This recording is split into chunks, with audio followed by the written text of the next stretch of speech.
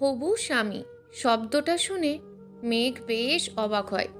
Adrian ঘুম থেকে ওঠার পর মেঘের সাথে এমন উগ্র ব্যবহার করছে কেন? কাল রাতের সব ঘটনা কি সে ভুলে গেছে? আর হবু স্বামী শব্দটা দ্বারা ফারহানকে কি বোঝালো? নবীনবরণ অনুষ্ঠানের প্রপোজের ঘটনার জন্যই কি সকাল থেকে এমন ব্যবহার করছে আদ্রিয়ান? মেঘ বলে, আদ্রিয়ান স্যার, সকাল থেকে আপনি এমন রাগী আর গম্ভীর কণ্ঠে কথা বলছেন কেন? আর ফারহান চৌধুরী আমায় কলেজে কেন পৌঁছে দেবে? উনি আমার হবু স্বামী হন না। এখনও কিন্তু আমাদের বিয়ে হয়নি। মেঘের মুখশ্রীর দিকে তাকায় আদ্রিয়ান। তার বুকটা ধপ করে ওঠে। এই মায়াবী চোখের দিকে তাকিয়ে তার কণ্ঠ দিয়ে কোনো শব্দ উচ্চারিত হয় না। আদ্রিয়ানের কর্কশ কণ্ঠে বলা কথা বা ধমক শুনে মেঘের কষ্ট হচ্ছে তা সে জানে। কিন্তু আদ্রিয়ান চায় মেঘের থেকে দূরে সরে যেতে। মেঘ যদি সত্যি ফারহানকে ভালোবাসে তবে তার সাথেই সুখে থাকুক। ঘৃণা, অবহেলা সহ্য করার অভ্যাস আদ্রিয়ানের হয়ে গেছে। মনের আর কোনো দুর্বলতা মেঘের প্রতি রাখবে না আদ্রিয়ান। হয়তো লুকিয়ে আজীবন ভালোবেসে যাবে, কিন্তু প্রকাশ করবে না। আদ্রিয়ান মেঘের দিক থেকে চোখ সরিয়ে বলে, ফারহান চৌধুরীর সাথে তোমার বিয়ে হয়নি, কিন্তু ফিউচারে হবে। তোমাদের দুজনের একসাথে সময় কাটানো উচিত। তুমি বরং আজ ফারহানের গাড়ি করেই কলেজে যাও। আদ্রিয়ানের মুখে এমন কথা শুনে মেঘ হতবম্ব হয়ে যায়। তার নিজের চোখ আর কানের ওপর বিশ্বাস করতে কষ্ট হচ্ছে তার। এই কথা কি সত্যি আদ্রিয়ান বলল? যে আদ্রিয়ান ফারহান চৌধুরী এই নামটা শুনলে আগুনের ন্যায় জ্বলে উঠত, মেঘের পাশে ফারহানকে সহ্য অবধি করতে পারত না, সেই আদ্রিয়ান বলছে ফারহানের গাড়ি করে মেঘকে কলেজে যেতে। হঠাৎ এত পরিবর্তন কেন হলো আদ্রিয়ানের? সকাল থেকে এমন অদ্ভুত ব্যবহার কেন করছে? মেঘ বলে, কিন্তু আমি ফারহান চৌধুরীর সাথে গাড়ি করে কলেজে যেতে চাই না। মেঘের কথা শুনে আদ্রিয়ান বিস্ময়ের সহিত বলে ওঠে, তবে তুমি কি চাও মেঘ? মেঘ স্পষ্ট ভাষায় উত্তর দেয়, আপনার সাথে কলেজে যেতে চাই। শান্ত আর নির্লিপ্ত চোখে মেঘের দিকে তাকায় আদ্রিয়ান। কোন অপরাধের শাস্তি স্বরূপ এমন দহন যন্ত্রণায় আমায় পুড়িয়ে শেষ করে দিচ্ছ মেঘ? কি চাও তুমি মেঘ? আমি কষ্ট পাই? বিশ্বাস করো, আমার কষ্ট হচ্ছে। তোমার থেকে দূরে সরে থাকা সম্ভব নয়, তবুও আমি চেষ্টা করছি তোমার থেকে দূরে সরে থাকার। কিন্তু তুমি কেন স্বইচ্ছায় আমার কাছে আসতে চাও মেঘ? আদ্রিয়ান তার মনে থাকা অসহায়ত্ব প্রকাশ করে না, বরং গম্ভীর কণ্ঠে বলে ওঠে, ওকে, তুমি খাওয়া দাওয়া শেষ করে রেডি হয়ে থাকো। অবশ্যই, সকালের নাস্তা রেডি হয়ে গেছে, আপনি টেবিলে বসুন। চেয়ার টেনে টেবিলের বসে যায় আদ্রিয়ান। কাল রাত থেকে আদ্রিয়ান অসুস্থ ছিল।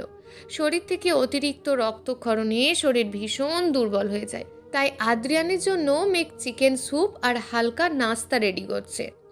ডাইনিং টেবিলে বসে খাওয়া দাওয়া শুরু করে দেয় তারা দুজনে। আদ্রিয়ান বেশ মনোযোগ সহকারে আনন্দ করে খাবার খাচ্ছিল। মেঘের রান্নার হাত বরাবরই ভীষণ প্রশংসনীয়, কিন্তু প্লেটে থাকা খাবার খেতে বেশ কষ্ট হচ্ছে মেঘের। তার ঠোঁট দুটো যেন জ্বলে যাচ্ছে। কাল রাতে আদ্রিয়ান অ্যাগ্রেসিভ হয়ে মেঘের ঠোঁটে বেশ জোরে কয়েকবার বাইট করে, যার ফলে মেঘের নরম ঠোঁটজোড়া রক্তাক্ত হয়ে লাল বর্ণ ধারণ করেছে। ঠোঁটের গলায় বেশ কয়েক জায়গায় লাল পার্পেল মার্ক হয়ে গেছে। মেঘ সাবধানে আর ধীরে ধীরে খাবার খাওয়া শুরু করে, কিন্তু হঠাৎ ব্রেডে কামড় দিতে গিয়ে তার ঠোঁটের দাঁত বসিয়ে দেয়। ক্ষতস্থানে দ্বিতীয়বার কামড় লাগায় ঠোঁট কেটে রক্ত বের হয়ে যায়। মেঘ ব্যথায় আর্তনাদ করে, অস্পষ্ট স্বরে বলে ওঠে, আ! হঠাৎ মেঘের ব্যথাতুর কণ্ঠ শুনে আদ্রিয়ান অবাক হয়ে যায়। প্লেটে থাকা খাবারের ওপর থেকে দৃষ্টি সরিয়ে মেঘের দিকে তাকায়, কিন্তু আদ্রিয়ানের চোখ আটকে যায় মেঘের ঠোঁটে গলায় থাকা অসংখ্য লাভ বাইটের দিকে। মেঘের নরম ঠোঁটের আশেপাশে অসংখ্য কামড় আর ক্ষত, তাছাড়া গলায় লাল ছোট্ট ছোট্ট দাগ রয়েছে। আদ্রিয়ান অবাক হয়ে প্রশ্ন করে ওঠে, মেঘ, তোমার ঠোঁটে এমন কামড় দিয়েছে কে? আর গলায় ছোপ রক্তের দাগ কেন? তোমার শরীরে কি অ্যালার্জি হয়েছে? আদ্রিয়ানের প্রশ্ন শুনে মেঘ লজ্জা পায়। কাল রাতে তাদের একে অপরের সাথে কাটানো ঘনিষ্ঠ মুহূর্তের কথা মনে পড়ে যায়। কিন্তু আদ্রিয়ান অ্যালার্জির কথা কেন বলল? কাল রাতের কোনো ঘটনা কি আদ্রিয়ানের মনে নেই? মেঘের বেশ রাগ হয় আদ্রিয়ানের উপর। নিজেই কাল মেঘের ঠোঁটে কামড় বসিয়ে দিয়ে রক্ত বের করে ফেলেছে, অথচ এখন সকালে জিজ্ঞেস করছে ঠোঁটে কামড় কে দিয়েছে। মেঘ দাঁত কটমট করে বলে ওঠে, আদ্রিয়ান স্যার, আমার শরীরে কোনো অ্যালার্জি হয়নি, বরং কাল রাতে আপনি কিস করার সময় এমন কামড় দিয়েছে। পাশে থাকা পানি ভর্তি গ্লাস থেকে মাত্রই সামান্য মুখে দিয়েছিল আদ্রিয়ান, কিন্তু হঠাৎ মেঘের মুখে কিস শব্দটা গলায় পানি আটকে যায়। আদ্রিয়ান কেসে ওঠে, তার মুখ থেকে সমস্ত পানি মেঝেতে পড়ে যায়। সে অবিশ্বাস্য চোখে মেঘের ঠোঁট আর গলার দিকে তাকায়। মেঘের ঠোঁটের দাগ থেকে স্পষ্ট মনে হচ্ছে কেউ কামড় দিয়েছে। কাল রাতে আদ্রিয়ান মেঘের সাথে আর কি করেছে? আদ্রিয়ান বলে, কি? আদ্রিয়ানের চমকে যাওয়ার চোখ মুখ দেখে মেঘ মনে মনে হাসে। মেঘ বুঝতে পারে কাল রাতের কোনো ঘটনা আদ্রিয়ানের মনে নেই। আদ্রিয়ান মেঘের দিকে তাকিয়ে প্রশ্ন করে ওঠে, মেঘ, তোমার সাথে কাল রাতে কি করেছি আমি? মানে মানে শুধু কি কেস করেছি, না এর চেয়েও বেশি কিছু? আদ্রিয়ানকে জ্বালাতন করতে মেঘের বেশ মজা লাগছে। মেঘ মিটমিট করে হাসে আর লজ্জা পাওয়ার অভিনয় করে বলে ওঠে, আদ্রিয়ান স্যার, আপনার কি কাল রাতের কোনো ঘটনাই মনে নেই? শুধু কি কেস করেছেন, আরও কত কী করেছেন, আবার এখন আমায় জিজ্ঞেস করছেন? গালে মেঘের উষ্ণ ঠোঁটের ছোঁয়া পেয়ে আদ্রিয়ান থমকে যায়। তার সারা শরীর পাথরের ন্যায় অবশ হয়ে যায়। মেঘের দিকে অবাক করা দৃষ্টি নিয়ে তাকিয়ে থাকে। মেঘের বলা কথাটা কর্ণপাত হওয়ার পর আদ্রিয়ান যেন দ্বিগুণ অবাক হয়ে যায়। মেঘ আদ্রিয়ানকে ভালোবাসি বলল, আর শেষে কি বলল? হাজবেন্ড মানে স্বামী। আদ্রিয়ানের স্ত্রী হিসেবে মেঘ তার পরিচয় দিল। মেঘ আদ্রিয়ানের মুখের দিকে তাকিয়ে মুচকি হাসির পর বলে, ওকে বাই, আমি ক্লাসে গেলাম। অপর পাশ ঘুরে মেঘ দরজা দিয়ে নামার আগেই আদ্রিয়ান শক্ত করে তার হাত চেপে ধরে। এরপর নিজের কাছে নিয়ে এসে অবিশ্বাস্য চোখে বলেন, মেঘ, তুমি একটু আগে কি বললে? তুমি আমায় ভালোবাসো আর হাজবেন্ড বলে ডাক দিলে? আদ্রিয়ানের মুখের রিয়াকশন দেখে মেঘ শব্দ করে হেসে ওঠে। এরপর তার গলা জড়িয়ে ধরে বলে ওঠে, কেন, আপনি আমায় ভালোবাসেন না আদ্রিয়ান? যার সাথে বিয়ে করেছেন তাকে স্বামী বলে ডাকলে অসুবিধা কোথায়? মেঘের কথায় আদ্রিয়ান পুনরায় প্রশ্ন করে বলে ওঠে, কিন্তু মেঘ, তুমি ফারহান চৌধুরীকে ভালোবাসো তো? তোমার হবু স্বামী হয় ফারহান। মেঘ আহ্লাদিক কণ্ঠে আদ্রিয়ানের কথার উত্তরে বলে, না, আমি ফারহানকে ভালোবাসি না। এই মেঘ শুধুমাত্র তার প্রকৃত স্বামী আদ্রিয়ান রেদোয়ানকে ভালোবাসে। মেঘের কথা আদ্রিয়ানের কান অবধি পৌঁছানোর সাথে সাথেই মেঘের পিঠে ধাক্কা দিয়ে আলতো করে তার শরীরের সাথে মিশিয়ে জোরে বলে ওঠে, আমিও তোমায় ভীষণ ভালোবাসি Megh. I love you so much. তুমি শুধু আমার বউ, শুধুমাত্র আমার মাল্লিকানায় বন্দী তুমি। মেঘের কথা শুনে আদ্রিয়ান শুকনো ঢোক গেলে। আদ্রিয়ান সন্দিহান দৃষ্টি নিয়ে বলে ওঠে, মেঘ, আমার হার্ট অ্যাটাক করিও না। সত্যি বলো, কাল কি করেছি তোমার সাথে আমি? মেঘ পুনরায় লজ্জা পেয়ে বলে ওঠে, আদ্রিয়ান স্যার, কাল রাতের ঘটনা মনে করলে আমার লজ্জা করে। আপনি যে এত রোমান্টিক তা কিন্তু আমার জানা ছিল না। মেঘের মুখে এমন কথা শুনে আদ্রিয়ান আর কোনো প্রশ্ন করল না। কাল রাতের ঘটনার জন্য তার খারাপ লাগছে না, বরং আফসোস হচ্ছে। নিজের বউয়ের সাথে কাল সারা রাত বাসর করলো, কিন্তু কোনো ঘটনায় তার মনে পড়ছে না। অবশেষে দীর্ঘ 9 বছর পর নিজের স্ত্রীর সাথে বাসর করলো আদ্রিয়ান। এখন মেঘ শুধুমাত্র আদ্রিয়ানের, ওই ফারহান চৌধুরী নয়।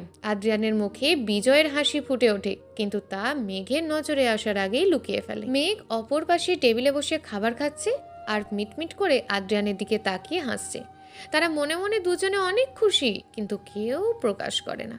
সময় 10টা। কলেজ গেটের সামনে এসে থামে আদ্রিয়ানের গাড়ি। গাড়ি ড্রাইভিং সিটে বসে আছে আদ্রিয়ান। আজ সকাল থেকে আদ্রিয়ান বেশ চুপচাপ, মেঘের সাথে কোনো কথা বলছে না।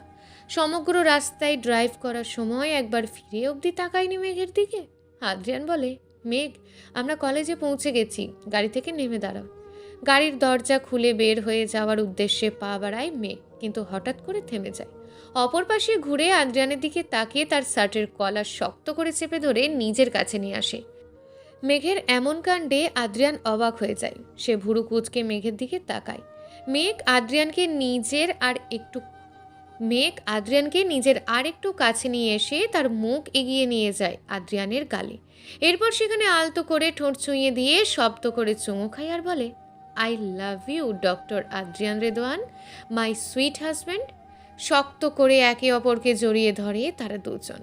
আদ্রিয়ানের মুখে এই ভালোবাসি শব্দটা শোনার জন্য মেঘ দীর্ঘ বছর অপেক্ষা করেছে। অবশেষে তার স্বামী থেকে স্বীকৃতি পেয়েছে সে। মেঘের দু চোখ অশ্রু জলে ভরে যায়। আদ্রিয়ানের হৃদয়ে যেন অদ্ভুত সুখের অনুভূতি হয়। মেঘের চুলের ভাঁজে শব্দ করে চুমু খায় আদ্রিয়ান। প্রায় 10 মিনিট ধরে মেঘকে জড়িয়ে ধরে রেখেছে আদ্রিয়ান।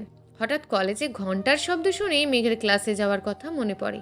মেঘ আদ্রিয়ানের পিঠে আলতো হাতে থাপ্পড় দিয়ে বলে, আদ্রিয়ান, ক্লাস শুরু হয়ে গেছে, ছাড়ুন এখন।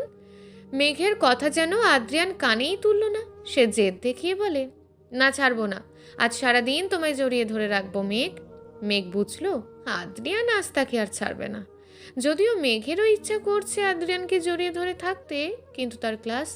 মেঘ এইবার একটু মাথা উঁচু করে আদ্রিয়ানের গলার ওপরে বেশ জোরে কামড় বসায়। আদ্রিয়ান ব্যথায় কুঁকড়ে ওঠে। এই সুযোগে মেঘ নিজেকে ছাড়িয়ে নেয়। আদ্রিয়ান বলে, এটা কি ছিল মেঘ, হঠাৎ কামড় দিলে কেন? আদ্রিয়ানের প্রশ্নে মেঘ খিলখিল করে হেসে ওঠে আর বলে, কাল রাতের ছোট্ট প্রতিশোধ ছিল এটা, আর আমি কামড় নয় বরং লাভ বাইট দিয়েছি। ও তাই না, এখন আমি একটা লাভ বাইট দিই তোমার মেঘ? আদ্রিয়ানের কথা শুনে মেঘ ভয় পেয়ে বলে, না আদ্রিয়ান, ব্যথা পাবো তো। মেঘের কথা শুনে আদ্রিয়ান তার গাল এগিয়ে দেয় মেঘের কাছে। এরপর বলে, যদি ব্যথা না পেতে চাও তবে এখানে আলতো করে চুমু দাও। মেঘ ঠোঁট এগিয়ে দিয়ে আদ্রিয়ানের গালে চুমু খায়, কিন্তু এরপরও আদ্রিয়ান সন্তুষ্ট হয় না। এরপর তার ঠোঁটের ইশারা দিয়ে বলে, এখানে চুমু খাও। মেঘ চোখ বড় বড় করে তাকায় আদ্রিয়ানের দিকে। এরপর ধীরে ধীরে তার ঠোঁট আদ্রিয়ানের ঠোঁটের কাছে এগিয়ে নিয়ে যায়। আদ্রিয়ান চোখ বন্ধ করে ফেলে। মেঘ বলে, না, খাবো না। মেঘ এই কথা বলে এক দৌড়ে গাড়ির দরজা খুলে বের হয়ে যায়। আদ্রিয়ান চোখ খুলে আশেপাশে মেঘকে না দেখতে পেয়ে শব্দ করে হাসে। সত্যি হয়তো এখন থেকে মেঘ আর তার বৈবাহিক জীবন শুরু হবে। চলবে গল্প তোমার নামে নীলছে তারা, লেখিকা হিয়া। প্রিয় দর্শক বন্ধুরা, এই গল্পটি চলমান এবং এখনও বেশ কয়েকটি পর্ব দেওয়া হবে। পরবর্তী পর্বগুলো নিয়মিত পেতে আমাদের চ্যানেলটিকে অবশ্যই সাবস্ক্রাইব করে রাখবেন। দেখা হবে পরবর্তী ভিডিওতে। ততক্ষণ ভালো থাকুন, সুস্থ থাকুন এবং নিজের পরিবারের খেয়াল রাখুন। ধন্যবাদ।